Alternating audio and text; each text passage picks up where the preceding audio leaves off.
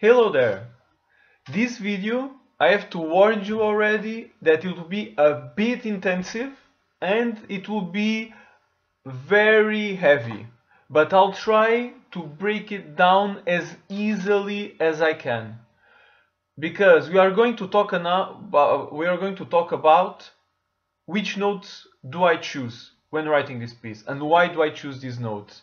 And so we have to go a bit specific and we need to know a lot of things to be able to understand this process.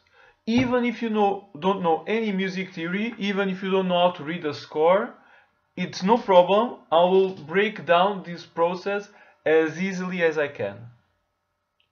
So let's start. First, what drives me for this piece and what forces me and points me in a direction is the harp. The harp is a very particular instrument. Why? Because unlike the piano, the guitar, the trumpet, whatever, you don't have all the notes available at your disposition. So first of all, if you don't know any music theory, there are 12 notes, not 7. Do, re, mi, fa, sol, la, si, do, or C, D, E, F, G, A, B, C are only the white notes. When I'm talking about the piano now. When you look at the piano, you have white keys and black keys.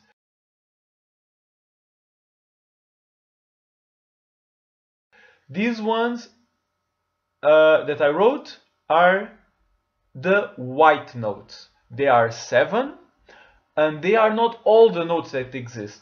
Actually, there exist 12 notes.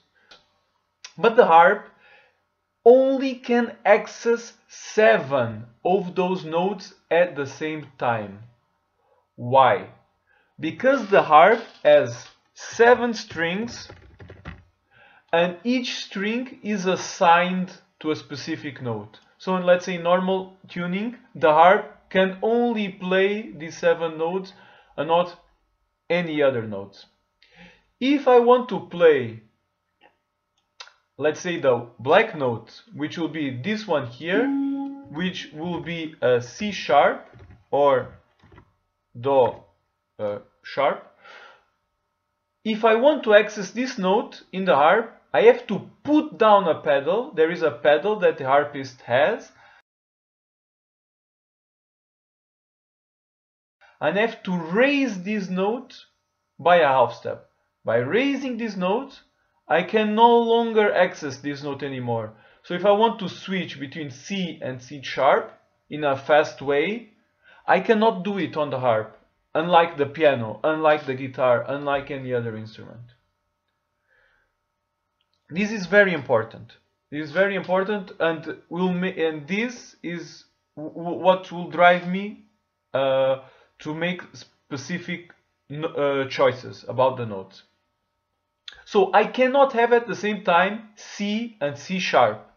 So what do composers do if they want to have C and C sharp? Instead of writing C sharp, which is a C that is a bit higher, they write D flat, which is a D or a Re in Latin that is a bit lower.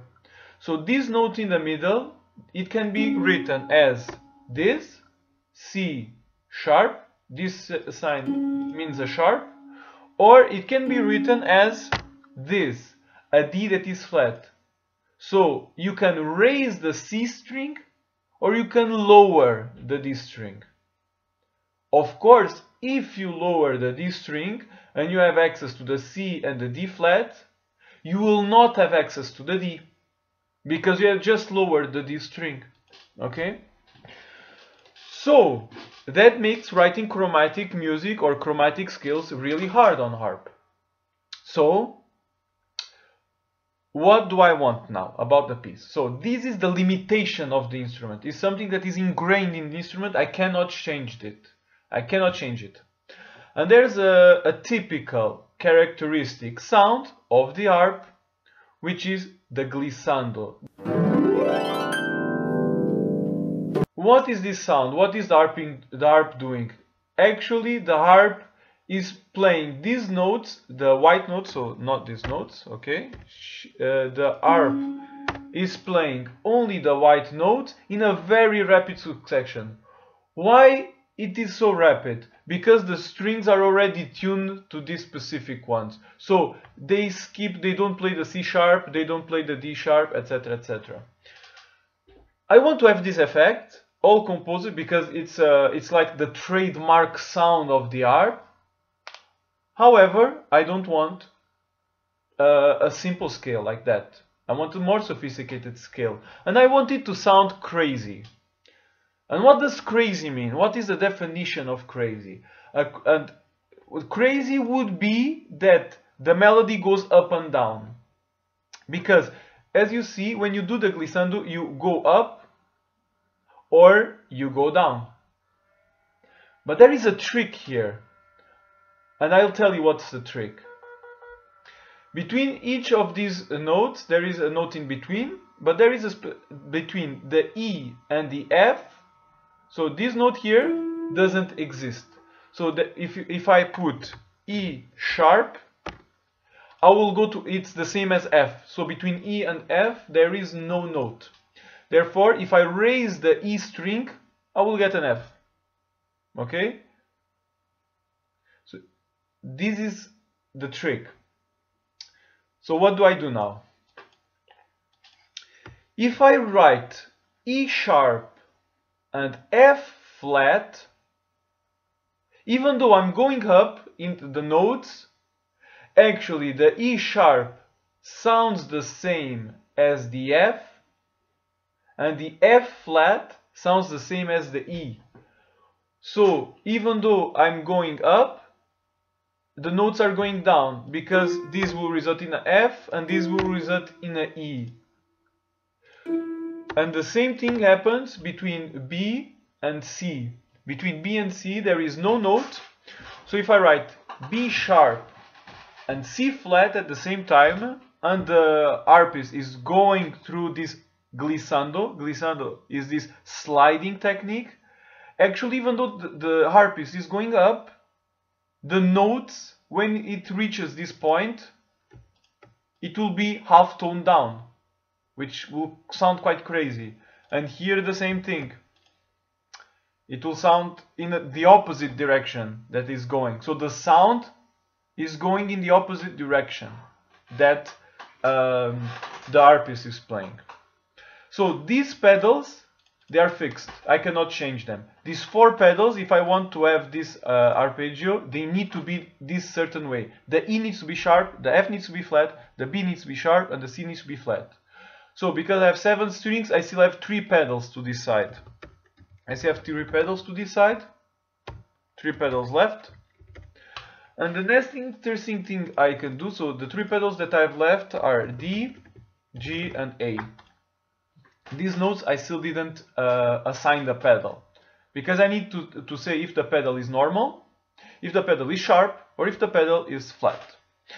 So I have 3 pedals left, and now there is another interesting thing that I can do, which is if I write a G sharp and a A flat, if the G pedal,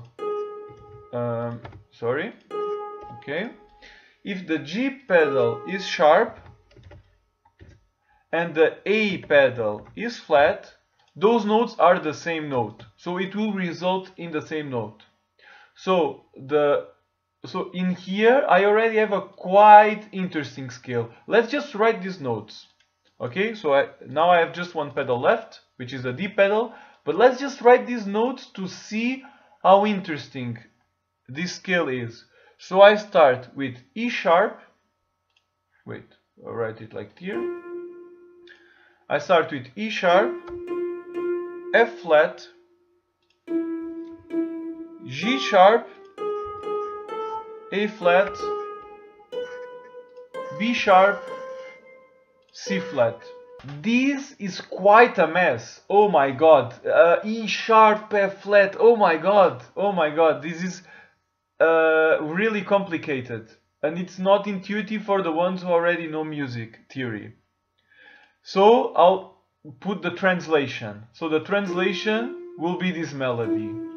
This is what the harpist sees and what it plays. So harp plays this, but it actually sounds this, which is F, E, G sharp twice,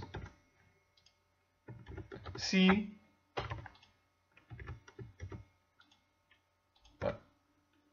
C and B. This is what it sounds like. It's actually not so dissonant melody. It's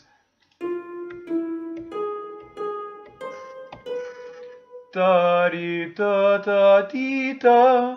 But actually, if it goes in the glissando, so this will go super fast. But it's quite an interesting melody that, even though the harpist is playing a regular scale, always going up, the melody has a quite crazy result. So now I have just one pedal left, which is D. And I have three options now, so I can have D sharp, I can have D, or I can have D flat. And I chose to have D. So the last pedal, I left it like original, as a D. So I left the D how it is. This choice was like the most subjective that I made. Let's hear how it sounds.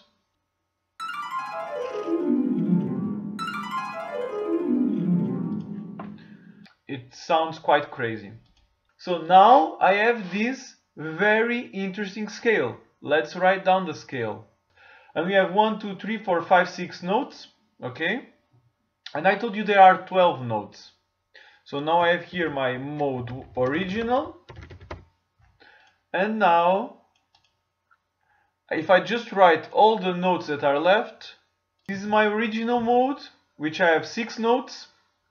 These other 6 notes, now you ask, where did they come from? They are the other 6 notes that exist. So I call this like a complementary mode. Or I can call it also, I like to call it the anti-mode. Which is something that I really like when I have a mode of 5, 6 notes, doesn't matter. And my anti-mode is all the notes that are not in the original mode. So this will be like my root. And this will be my anti-mode. Okay, this was quite heavy. In the next video I will approach how I do chords from these modes.